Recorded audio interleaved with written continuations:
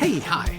Welcome to Someone Else's Movie, the original podcast where an actor, writer, director, or nebulous industry figure gives a little love to a movie they didn't make.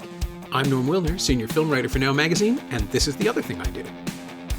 My guest this week is Jefferson Moneo, a writer and director who's now following his 2014 drama Big Money, starring Nadia Litz, a friend of the show, with Cosmic Dawn, a sort of metaphysical drama starring Camille Rowe as a young woman who joins a UFO cult in the hopes it'll lead her to understand her mother's disappearance more than a decade earlier, only to find answers more bizarre than she could ever have expected. It arrives in theaters in the US and on VOD platforms across North America this Friday, February 11th. You should take a look. Jefferson picked Brian De Palma's Body Double, the 1984 celebration of voyeurism, murder, and general sexploitation that stars Craig Wasson as Jake Scully, an actor with a busted marriage and a career-derailing case of claustrophobia who's offered a house-sitting gig that leads him to become infatuated with a woman he watches through a telescope. And that leads him, through fairly bloody means, to become obsessed with a porn star named Holly Body, who's played by a young Melanie Griffith. And things get even stranger after that. They also get even bloodier, but of course, that's the Brian De Palma promise. This is Someone Else's Movie. I think it's really sleazy. It's really politically incorrect, especially these days. I think I just imagine when I watch that film, and I have this with a lot of De Palma films, not all of them, because I think there's some that are maybe a little bit more serious in terms of De Palma's work. But this one, I just imagine him like cackling behind the camera because I just think it's giddy and ridiculous. And I find it hilarious. Like I'm laughing out loud almost, every few minutes in this movie at how preposterous some of this stuff is. And just that Craig Wasson is in it is also like really strange. I don't really know any other sort of prominent film that he's in. So it's just like a weird casting choice.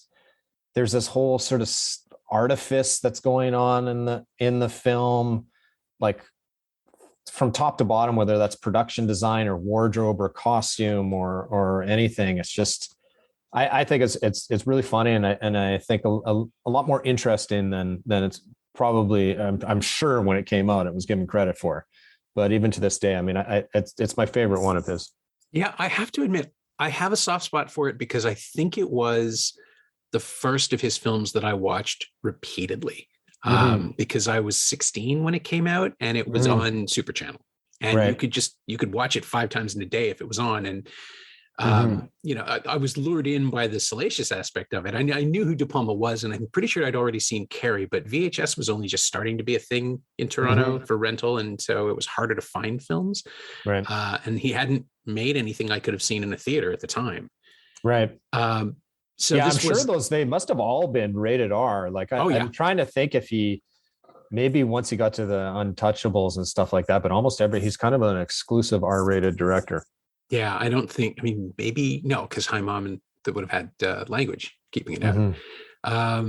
It was someone I knew about. I was reading, like Fangoria and Starlog, and he'd made enough stuff in the genre that I knew who he was. And then I saw this and thought, this is very. I mean, it's a Hitchcockian. I had the reference points, but it's so, as you said, it's gleeful. Like he is having so much fun just redoing what if you did Rear Window and Vertigo in the same movie, and then also found other things to just slap in. And then you tried to set it in this world. And then you had a Frankie Goes to Hollywood video in the middle of it, because why the hell not? Oh, I know. And the chorus of that is relax, don't come. And that's like, I mean, it's just so absurd. I just laugh out loud every time. Especially in the context of the film, it's hilarious. So it's giddy with, oh, you know what? I'm wrong. I had seen Scarface, but only like a pan and scan video in a video store, watching it late at night, I think before, or maybe I even brought it home, but I had seen that. But that's the one film that's sort of the outlier in his filmography up to that point, because it doesn't have any of his usual tendencies. He's serving a gangster movie. He's not doing any of he's got his flourishes, but he's not narratively working in the references that he always does in things like Dressed to Kill or Blowout or even Carrie. And this is just so sleazy is exactly the right word, but he's reveling in it. There was Mel Brooks somebody yelled at Mel Brooks about the producers and said it was vulgar and how dare he, and his immediate response was, it rises below vulgarity. Right. Which is how I feel about this movie too. It's just so joyously running through all this stuff and just constantly reminding you that, oh no, this is the first part of a 3-picture deal and I can do whatever the hell I want. Mm-hmm. Yeah, I mean, it seems like a gigantic troll to me of just Hollywood and critics and whatever. He's like, "Oh, you thought I was a sleazy filmmaker? Let me show you how sleazy I can be. I'm gonna go beyond sleaze on this film to the point that it's almost satire." And I mean, that's what I like about it. I mean, I find little different, ridiculous, like just after he meets Holly Body, and then all of a sudden he's got his hair slicked back and he's wearing a leather coat. He's got a Coke spoon around his neck. It's just like, what is going on in this movie? Anyway, but I every time I watch it, it brings me joy, which is why I wanted to choose it. Cause I was just like, it's sleazy, kind of seems like a throwaway film for him, but I just love it. Yeah, in a weird way, it feels like his response to Videodrome, where he maybe he just saw the trailer and started writing, because I mean, the two occupy completely different spaces cinematically. They are not in communication with each other, except that they're both about people who make like weird protagonists who are already vaguely disreputable, who discover something even worse and more debauched and are just pulled into it, and also fall in love with, weirdly enough, with iconic actors rather than characters within the casting is part of the deal. He'd wanted, I think it was Annette Haven, an actual porn star, to play Holly, and then realized that either she couldn't act well enough to sell it against professional actors, or she just read as too old, which is also possible because Melanie Griffith, even though Night Moves is like 10 years ago, she's still in her 20s and she's still innocent enough in that way to project having just watched most of the Disney Plus Pam and Tommy series, which is about kind of the first cultural codification of slut shaming, like as a public act, which is reprehensible and directed at Pamela Anderson rather than Tommy Lee, even though they're both in the tape. Having sex, well, but above and beyond, right? Like, it's public nudity. It's all the stuff that people claim to hate, but really, of course, that's what they want in their pornography, which is the point of the miniseries. But having just watched that, I was amazed to see that Holly, other than being a damsel in distress by the direction of the plot, and it's the only place that any of these movies could go, that the hero will have to rescue the girlfriend, she's never looked down upon for what she does. And she, like, Griffith is so playful in her scenes with Watson and refuses to be shamed for the stuff that she does. She actually says, like, I'm a performer, this is what I do, why wouldn't you hire me? I think is pretty much what her argument is. And I was amazed at how weirdly healthy that is. He offers her, that's another hilarious part, he offers her points in the porno that he's going to direct. Yeah, I'll give you points, I'll give you backhand points. Okay, which is the sleaziest thing. Yeah, right? I mean, the other thing too is that Craig Wasson, the like Jake Scully, the character, I mean, he's claustrophobic, right? So instead of vertigo, he's claustrophobic, but it's this form of like paralysis, right? Yep. And this is another thing that De Palma kind of does repeatedly in a lot of his films, probably most famously with the train station scene in Untouchables with the baby and the baby carriage. He places characters in these moments of like great peril and tension, and they're looking for these lifelines to maybe help, and they look around, and it'll be a senior citizen with a walker or a mother with a baby in a carriage. And he's just, and in this film, he's just unable to do anything.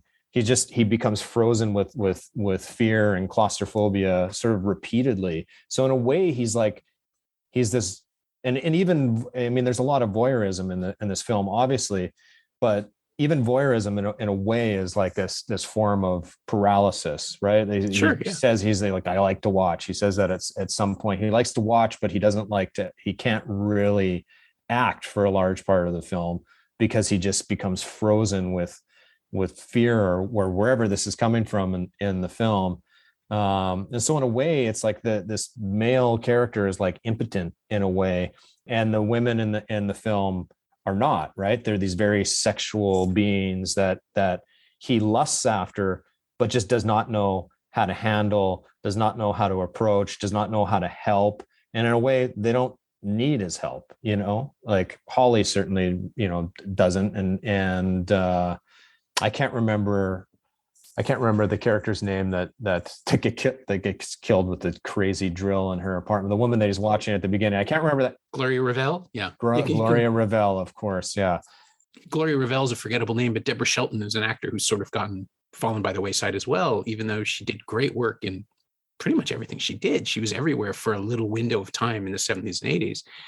And that sort of speaks to not the bottom feeder culture of the movie exactly, because that implies that I'm relegating them to that, but the idea that you're not seeing proper movie stars in this film, that you've got Wasson and Henry and Shelton, and even like Dennis Franz, people you vaguely recognize in a story about Hollywood B and C and D listers is kind of great too. Like, he just made Scarface. He could have hired anybody, and he chose to go with like a relatively unknown to the mainstream cast, or people who would be vaguely familiar. And yeah, the impotence theme is right in line with my favorite type of detective story. My favorite film noirs are the ones like Altman's Long Goodbye or the Coen's Big Lebowski, where the direction the film takes is shambling and just sort of flailing around. There's not an investigation here. He just keeps stumbling into new stuff. Jake, he's not a detective. Like, he's the last person you want to save you. No, he follows her and spies on her in the change room at Bellini's, the lingerie shop, and then he steals her panties from the garbage can. And he's a creep. He's a full-on creep. Yeah, he's a total creep that doesn't want to admit that he's a creep. And is just given this brief. His friend takes him to this house overlooking the valley and the city, with the telescope, and very quickly sort of jumps in with both feet, so. Yeah. And Greg Henry too is perfectly cast in that, because if you want someone who is demonstrably sleazier than Jake Scully, you cast this guy, and it's nothing he does. He's just disreputable. Like, you just untrustworthy from the moment you see him, which again is De Palma lampshading everything and daring us to find someone to care about. But because Jake is a lousy protagonist and nobody else is particularly likable, and then we meet Holly and you just realize, oh, this is what like innocence and star quality look like. Melanie Griffith is perfect for this. She had that window where she was dead on in everything. And around something wild and all of those films. Cherry 2000, Working Girl. Like, it wasn't that she was trying to expand her range. I think that's when things got awkward for her. But when people cast her for her charisma and her comfort in front of the camera, you get stuff like this. You get Nobody's Fool, which is an incredibly underrated performance. And she just nails this. She does everything that's required of her, but makes it conscious and aware in a way that maybe other actors might not have. It was really surprising, because it's been at least 10 years since I'd seen it. And I just thought this time through, it's like, oh, I really underrated Griffith. She's great in this. Yeah, she is. She's fantastic in it. It's like such a daring role. I mean, just even she's got all this nudity in there, but she's also walking around with like buttless chaps, and she's got all the great lines and comebacks and all that stuff in the film, Yeah, I was going to say, and with De Palma obviously casting her because she's Tippi Hedren's daughter, there's the extra layer upon the layer, but I also suspect that he treated her better than Hitchcock treated her mom. Based on all the reports. I don't know. Did he ever work with her again? I'm trying to kind of mentally go through Bonfire of the Vanities filmography and see if she. What's that? Bonfire of the Vanities, which nobody talks about. I mean, in his filmography or otherwise, it's just been disappeared from collective memory. And she's not very good in it either, which is a shame. Well, the film's not very good. Yeah, nobody knows what to do in that movie. But here, the intentions are very, very clear. And he is making fun of Hitchcock while also telling a story that stands on its own as this bizarre demi-monde. It also felt like his answer to Cruising this time around. Yeah, a little bit. It's like this giant middle finger to critics. I think that's one part of it. It's probably a middle finger to the studio. I'm sure the reason he couldn't cast, I can't remember the name of the actress you mentioned, Annette Haven. Annette Haven, yeah. I'm sure the studio was like, no, sorry, I know you're making a sleazy film, but you're not casting an actual pornographic actress in a studio film, so you're going to have to look elsewhere.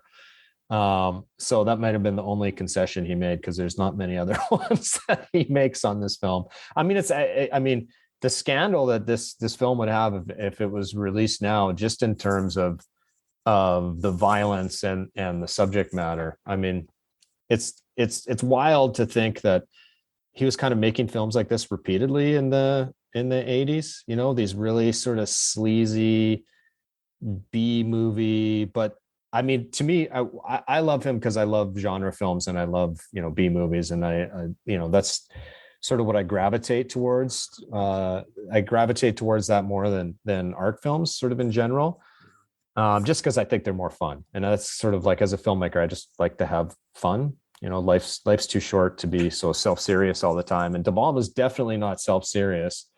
And I just the way that he moves his camera and the way that he blocks his scenes, and you know, the one thing, I watched this again recently because I hadn't seen it in a number of years either. I watched this again this week, and very similar, like Dressed to Kill has a lot of this too, with just, you have 5-6 minute set pieces where there's no dialogue, right? It's just people following, watching, whatever. It's like kind of pure cinema in a way.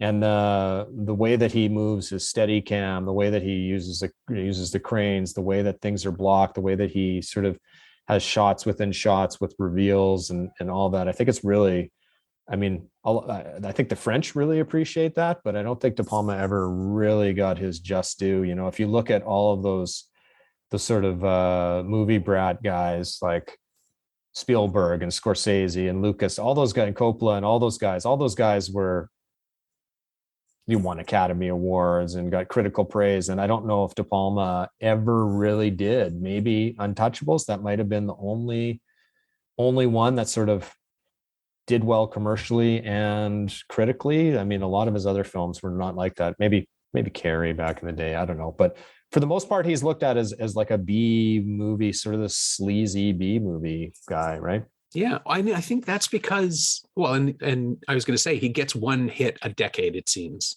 You know, Carrie in the 70s, Scarface and The Untouchables in the 80s, and then Mission Impossible, which everybody forgets he made that one, right? Because he kept himself out of it, even though it does have all of his signatures. It has women you can't trust. It has glamorized heroes and villains. It has a midsection ripoff of another established thriller sequence, which is done perfectly and also to suit the material he is shaping it into.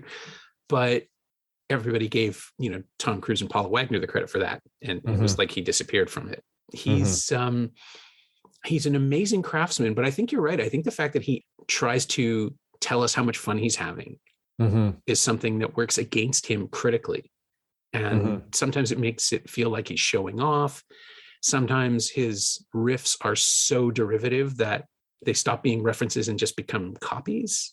I'm thinking about all the Argento lifts in Dressed to Kill, but it makes the film work. Like the Dressed to Kill works because it's an Argento reference, not because it's an original work. It wouldn't work if you took out the Giallo influence, the same way this film requires an understanding of the Hitchcock reference points it's touching in order to function, because otherwise it makes no sense. I mean, it kind of doesn't anyway, but the fun of it is watching the Jimmy Stewart replacement fumble through the stories that we already know.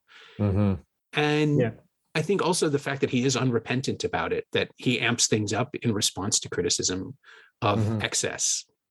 Like the drill murder in this was, I think, pretty much the reason I found out about the movie in the first place, because it was might have even been on the cover of Fangoria. It was, I was a teenager, I was into horror movies, and that was the magazine before the internet that showed you the photographs of the makeup and let you understand what was going on. Well, and it's legitimately shocking too in the film, because up to that point, it's Jake Scully sort of watching, spying, you know, doing his peeping Tom thing, following her through the mall to the lingerie shop, following her to the beach, you know, checking in through the telescope to see whether or not she's home. And then all of a sudden, there's just this brutally violent murder with a big phallic drill.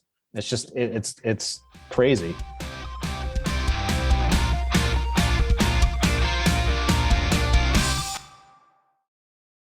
His fantasy and the movie are violated by that. Yeah. by that intrusion. Mm-hmm. And even though there's a purpose for it in the plot, it is the kind of thing that takes a while to recover from. Mm-hmm. If you're an audience member, it's not like I enjoy it now, but the framing of it and the commentary on the idea of possession and how Jake can no longer have this woman whom he's never had, because he's never actually interacted with her. He's only stalked her. I mean, we're being tricked by the detective format of the story into empathizing with a stalker, which I find really fascinating, because in 1984 it was a horror movie thing, right? It was now we talk about it as the stalker next door kind of thing. It's become the stuff of true crime and pop culture, but back then it was rarely touched upon unless it was in a context of a mystery or something like we see here. And the violation in the violence is really shocking, doubly shocking. And I can, I'm led to understand that people walked out of the theaters when it played in '84. I never saw it in the theater, so I wouldn't know. But I can also imagine people just not being willing to continue giving the film the benefit of the doubt from that point on. And so maybe that's what destabilized it for people, because it's part of the movie's aesthetic. It's absolutely where that movie is always going. And the violence there's more violence in the film, but it never crests the same way it does in that sequence, because the powerlessness of Jake and his double impotence because of the distance and his inability to do anything is much more powerfully felt. I think you really feel the murder, which I think is the sign of a good movie, that you're regretting the loss of a character we've never really dealt with. Yeah, and like you were saying, it kind of violates his fantasy in a way, and I think that's what I find really shocking and really effective about that murder, because he's witnessing it through a telescope, unable to help. And De Palma does this really kind of clever, very subtle thing at the beginning when he first goes to this house. You see this elevator that takes you up to the house, up the side of the hill, and it's going slowly. So he does this job of, like, it doesn't, even if he wanted to run down there and try to get over there, it's going to take him 20 minutes to go down very slowly in this elevator down the side, or this trolley or whatever it is, down the side of the hill, and just sort of reinforcing this sort of impotence that the character has. He also does a lot of really interesting kind of subtle stuff with the costuming. Like, Jake Scully's always dressed in brown. It's this very sort of neutral, kind of uninteresting color, where Gloria Revelle is in white, right? Because she's this sort of pristine fantasy. And then Holly Body is dressed in black leather, and he's sort of, in between these two. And even when he becomes the sleaze bag with the slicked back hair and the Coke spoon around his neck, he's still wearing brown. He's still got a brown leather jacket on, so. Yeah. Some people can't not be themselves. Yeah. And other people have no choice but to, like in Holly, it takes a good 3 scenes with her before we really see who she is. Even though she's always honest with people, she still maintains a persona. And it isn't until that drops that we really see the person that he thought he was stalking in the first place. And he thought she was someone else, and she was, but not the person. Sorry.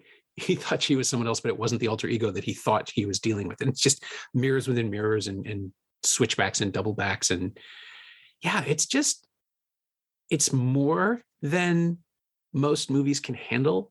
And I think had he gone for a more restrained depiction, it wouldn't have helped. Like, the whole film is about excess, and Coke culture in Hollywood keeps coming up, and it's the go-go 80s, and everybody's just blitzed out of their minds, and no one knows where the future is, but they know that it's day glow and shiny, and we're just going to see all of it all the time at once. And it's just, I think he's already, like, De Palma, I think, is already too old for that shit and just not buying into it.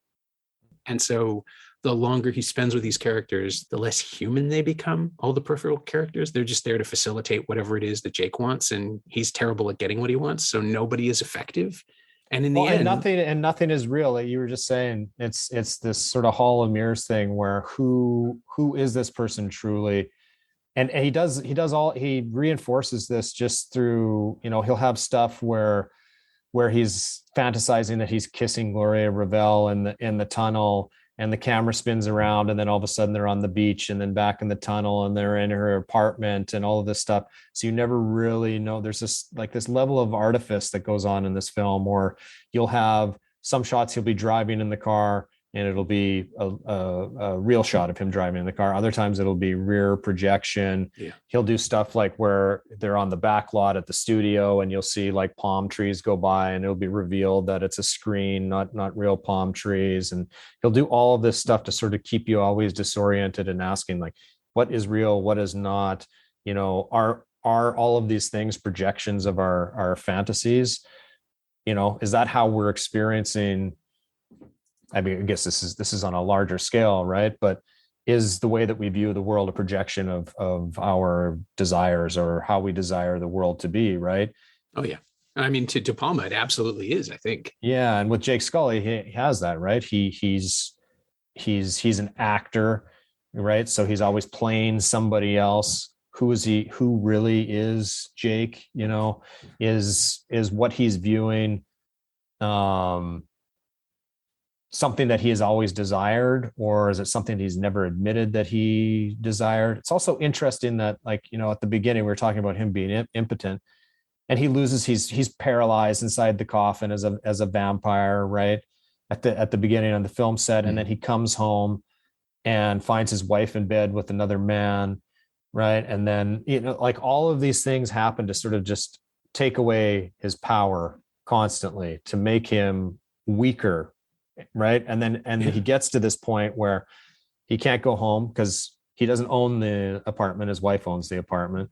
He's out of work. His wife is sleeping with another man. He's not even going to a place that he's renting himself. It's given to him by somebody else, right? And he's just helpless, completely helpless. And then he starts finding some sort of purpose through voyeurism, which is just a really twisted, I found a purpose now. I don't need to get another acting job. I found my purpose. I like to watch. That's who I am. Yeah. Right? And that purpose makes him invisible, right? I mean, it depends on him not being seen, which as an actor, you would think would be anathema to him, that he would want nothing more, but he negates himself even further. Like, he doesn't have a marriage. He doesn't have a home. He's not even a person. He's just this pair of eyes watching. And of course, the whole point of him, I think we can talk about the ending of a 40-year-old movie. The whole point of him being set up to do this is so that someone else has an alibi, and his own perversions, Jake's obsessions, wind up solving this crime and exposing the killer. Yeah, which is another just such a twisted De Palma thing, but that's why I like him. I like him because it's just he has no problem. And like I said, for me, mostly with De Palma, it's just that he seems like he's having fun all the time. And I like that in my movies. Not that I dislike. I mean, I like all types of films, but the stuff that I gravitate towards is the stuff that is fun in a way, and it can be fun and meaningful at the same time. I think that's one thing that I kind of learned from De Palma. There's levels to a lot of stuff that he does, but it's just not apparent because there's so much. He puts so much artifice, but like, there's never a point where you're like, the camera is hidden in a De Palma movie. The camera is like a character in the film, right? It's like almost, I can't remember which one of his it is. Maybe it's Blowout. It starts with this really elaborate kind of crane and dolly shot looking in again, voyeurism, looking in like these dorm rooms and stuff like that. And I think it's Blowout. I might be getting this incorrect. That's the movie he's cutting, right? Like, it pulls out at the end. Yeah, and it goes on for so long that it becomes ridiculous. You're like, and I always imagine he must just be like laughing behind the camera. It's like, oh, you thought I was going to cut here? No, I'm going to keep going. It's going to keep getting more and more ridiculous the further I go. So I mean, I know he gets criticized for that stuff, but I find it really enjoyable as a viewer. Well, it's the box of toys thing, right? Like, the camera can't wait to show us the next thing, even though his Steadicam is legendary for being slow and measured. There's an excitement to it. Like, where are we going? What are we going to see? It's like walking a puppy. You're pulled along more than you are in control. Yeah, and just member. Pino Donaggio. He works with Pino Donaggio. It's great. Pino Donaggio is so over the top and melodramatic and all that. It's just great stuff. There was something that you said about the levels of reality and how people create realities in order to cope. with Mm-hmm. things they don't know or that they don't want to know. That obviously makes me think of Cosmic Dawn. And the final question on the podcast is always the same, which is, what is it of, in this case, Body Double, but all of De Palma, I think, could apply, that you may have borrowed or referenced or outright stolen for your own work. And there's a lot in Cosmic Dawn that sort of feels like it shares a sensibility, not necessarily aesthetically, but intellectually with most of De Palma's thrillers. Intellectually, huh? That's interesting. I mean, for me, stylistically, that's the thing. I love working with Steadicam. I don't really like as a director, just in terms of cinematography. I don't really enjoy doing master, cover 1, cover 2, cover 3, cover 4, like the sort of traditional way to shoot a scene. I don't find that really, it's not fun to me. It's not interesting. I think maybe if you're a real actor's director, and I think I consider myself to be, kind of an actor's director, because I love working with actors, and I think I'm able to, kind of get good performances and stuff like that. But stylistically, it's just not interesting to me. So I would much rather see how can I achieve what I need to achieve as a director within each scene by combining as many camera moves as possible. And that's something that, looking at De Palma, he's a master at doing that. I think he's a master at just sort of take these long, intricate one shots that have probably 10 different frame sizes within the same shot. So I think that's one thing that I find a real influence on me. Intellectually, I'm actually interested. What about it? Because I mean, to me, I think Cosmic Dawn's about belief. It's about this sort of intersection between doubt and belief, and trying to find other people. It's about belonging, right? Mm-hmm. And most religions, most cults are kind of like that. And so to me, that's what the film's about. So I'm actually curious to hear your point of view.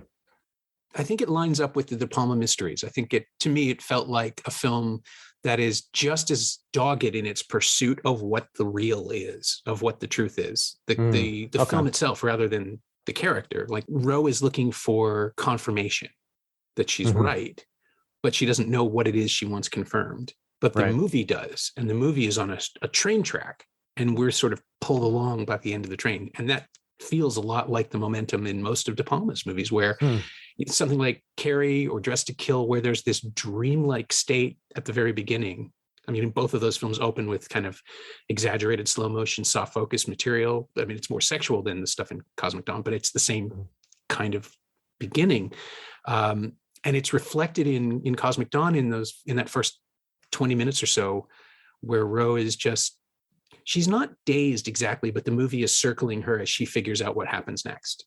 And we already, I mean, the movie already knows. I didn't know as a viewer, but there's a confidence in the way that this stuff is presented that tells me the movie knows where we're going. We'll get there. And watching sort of Camille Rowe play that and connect to that energy in the second half of the film more, when I don't want to spoil it for the listeners, but when things start taking more conceptual leaps, and there's a sing-along that should not work. Like that should stop the film dead, but it doesn't. Good. Well, it's a high wire act to try. And I was, it's funny that you say that, because I think another filmmaker that I really like is Pedro Almodovar, and because he has this sort of pastiche approach, he has his is sort of like murderously obsessive characters, right? Like driven by passion to murder and whatever, all this stuff. That's kind of, especially his earlier stuff, is all sort of like that. But he has this sort of pastiche to a lot of his films where they can go in a different way. And I really dislike movies that are kind of monotone, that give me the same tone, and I sort of follow that tone. I find those to be kind of grueling viewing experiences. So I need a little exuberance. I need a change of tone, a little change of pace. I need it to go somewhere unexpected. That's always something that I'm kind of looking to do, or that I'm interested in doing. And I think that's certainly where the song and dance is what we call it. But yeah, I can see that. Have you, it hasn't been released yet, so you probably haven't seen Parallel Mothers yet, but no, it's great. It's truly great. It feels like a pinnacle for him. Oh, interesting. Yeah, in the way that it does merge his usual thing with something else, or a couple of other things actually. And we screened it at Secret Movie Club in December, and I got to see it in, I think, the end of November. I saw it fairly early and was just blown away by what he pulls off. And Cruise has never been better. Yeah, I'm a couple films behind on him. I haven't seen Pain and Glory yet either. So I'm a couple behind, but I've been revisiting his films. I guess this is a topic for somebody else's movie, but yeah, it's fine. But yeah, I was watching some of his films last week and the week before, and a revisit.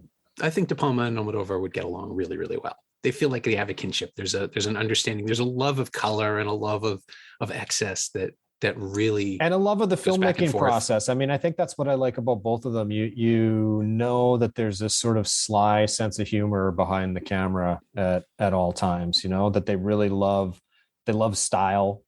They love color. They love camera movement. All of that. I think Almodovar maybe works with better scripts, but that's not De Palma's thing.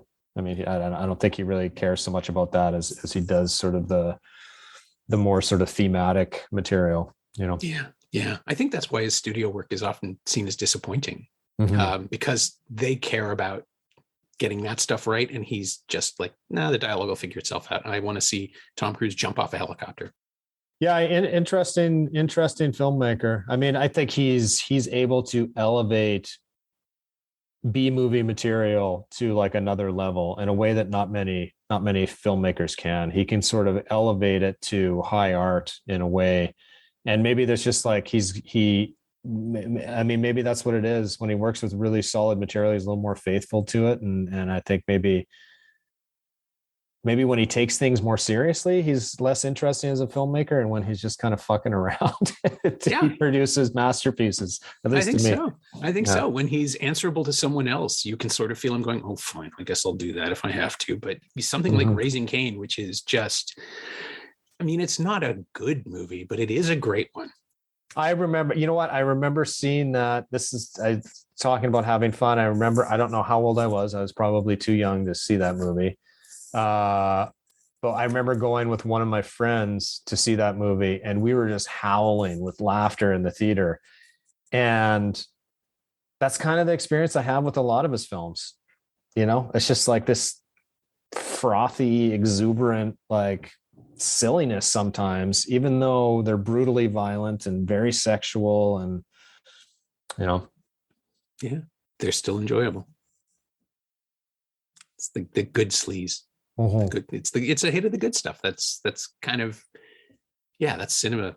There's this whole Twitter movement of God De Palma and God Hill and all that. And, they're not wrong. They are revered figures, but I think De Palma, I was about to say, I think De Palma would be uncomfortable with being hailed as a god. I think he'd probably be very happy to get that level of recognition at this point in his career. But, Noah Baumbach made a documentary about him. It's not like he's gone unrecognized. But yeah, there's something better about these things being sleazy movies you find in a cupboard rather than splashed all over the halls of fame. Yeah. Well, he's like John Carpenter. I think John Carpenter has sort of had a second, what I don't even know what you call it. It's like just a resurgence in popularity recently. Without making a movie, he's suddenly revered as an elder statesman, which I think is kind of great. On Cosmic Dawn, I worked with Alan Howarth, who was a frequent collaborator of him, and he told me, he's like, yeah, John just doesn't want to get out of bed to go to set at 6 a.m. That's really all it is. He's just like, I'm too old to be on set all the time. I'd rather just play music and tour with my son and play in our band and do whatever. So, oh yeah, can't believe it. He shows up in a Dave Grohl movie. Really? This Foo Fighters horror film called Studio 666. He composed the title song with his son, and also shows up as a recording engineer. I think I'm allowed to say that. The movie's technically embargoed, but it's just one of those things where it's like, oh, of course. Like, why wouldn't you? If you're Dave Grohl and you're making a horror movie, of course you're going to just tap him for a couple of days to play. But he's another guy that I really love, and I guess maybe it's just I am drawn or attracted more to the sort of B movie elevated to high art type of stuff, because he's similar in the way they're completely different filmmakers. Yeah, I mean, Carpenter is not sexual in any way, shape, or form, but definitely in the same sort of 80s B movie classic category, you know? Yeah. And they're just fun to watch. Both of their films. Like both of those directors are people that I just enjoy checking in with no matter what they're doing. And yeah, if he's retired, I hope he's enjoying himself. De Palma, I mean, I'm assuming he's going to just pop something else out at us at any minute, like a remake of a German slasher film that no one's heard of, or some other comedy that, again, we were unprepared for. But yeah, I'm always happy to see him. He used to be at TIFF every year. He would just sit around the Varsity drinking coffee.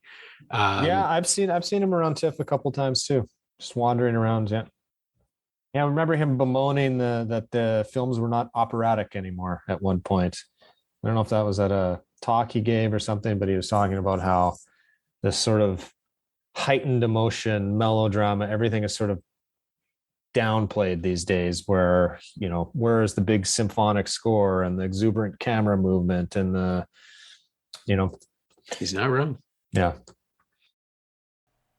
My thanks to Jefferson Moneo, whose new film Cosmic Dawn arrives in theaters in the US and on VOD platforms across North America this Friday, February 11th. Thanks also to Laura Steen. She knows what she did.